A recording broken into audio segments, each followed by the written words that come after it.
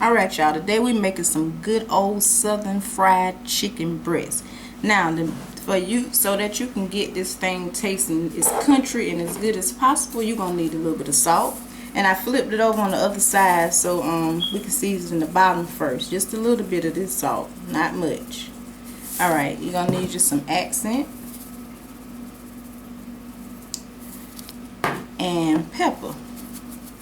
Any kind of pepper, it don't make a difference. Great Value, McCormick, any kind of pepper that you use. Now, the key ingredient to get this chicken tasting as country and juicy as possible is this right here, the Lorry Red Seasoned Salt. Now, usually I season this overnight so that the taste can get all in there and marinate, but because I'm doing a video, I wanted to come on and show you about how much to use. And you're going to take it and just rub it real good. Rub it real good all the way through. Just kind of like massage it. You talking about some good chicken. My grandma, my dad's mom, owned her own store. And she, I don't know what she does, but I think she used Crisco. Hang on, stay right there. Just give me a minute, y'all. I just forgot to put my grease on right quick. Okay, I'm coming. But you want to keep massaging. And my hands were clean before I started this video. For all you germaphobes and all that out there, I understand it. But anyway, I got that massaging good. Now you're going to take it, flip this chicken over, and you're going to repeat the same cycle. You can start with your pepper.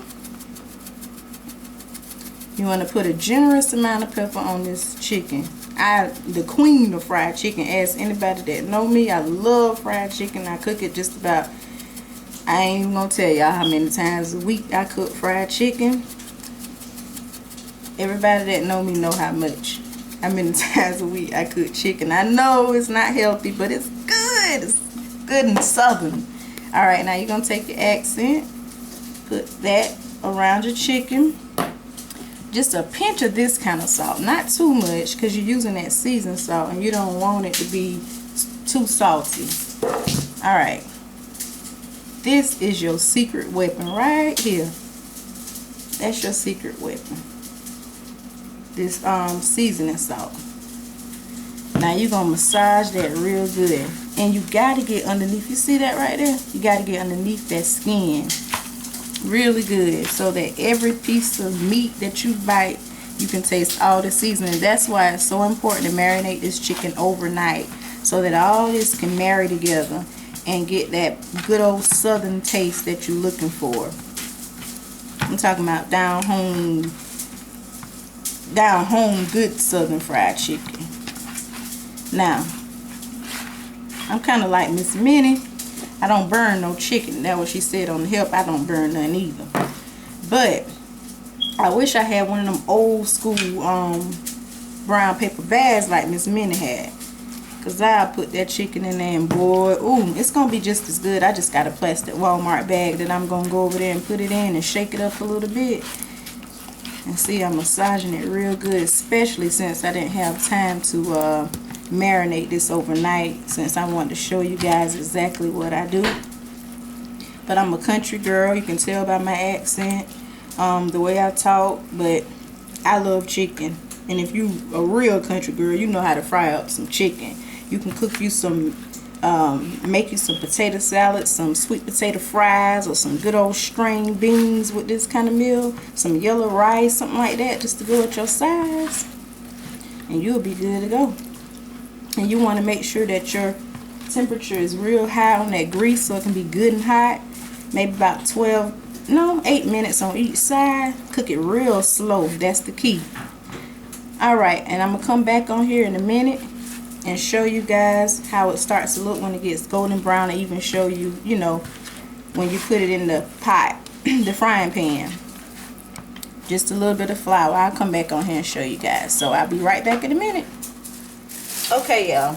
Now, if you can zoom over here to the bag, I just put my flour in the bag, about that much flour, because you got some big chicken breasts here. So you just kind of shake it off, shake the excess flour off, and put it in this grease. Alright, and I'm going to put maybe 2 at a time because they're so big and you want them to cook thoroughly all the way through. I might can get one more. I think I can get one more over there on that side over here.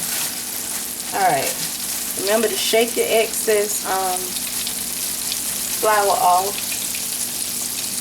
and just kind of lay it in there gently, just like that. And if you have a lid that you can cover it up and let it simmer, and see I'm cutting it down now to like number 5 on my stove or medium heat.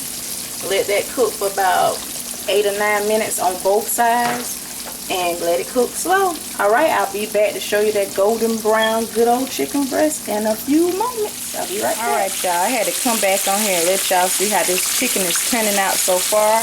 And that's the bottom of the chicken. I got to turn it over on the other side, so we just about to wrap this party on up and have us a tremendous, fabulous meal.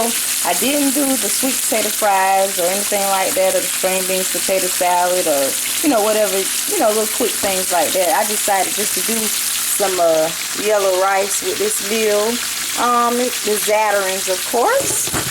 And this is the box that I use. Yeah, a little cheating a little bit, but my kids are home. They don't feel like waiting on all that, so we just gonna have yellow rice and maybe some green string beans or something like that. And well, my kids hate string beans. And this chicken. Also, I wanted to point out to you guys, if you guys want to eat some good old hot wings, this right here is what you need to get from Walmart. The bomb. Tastes like Buffalo Wild Wings. It's that orange sauce. It has that more vinegary taste like Domino's if you like those wings. But this is excellent for hot wings. I've tried a lot. The Texas Pete Buffalo style sauce. I'll show you guys what I tried. And I didn't really care for that all that much. Sorry. This is the one I had the first time when I did hot wings. But this right here got it beat. But I'll be back in a minute so y'all can see the chicken after it has dried and sat on that paper towel. So I'll be back with the finale. So alright y'all, this is the final result. It is all golden brown.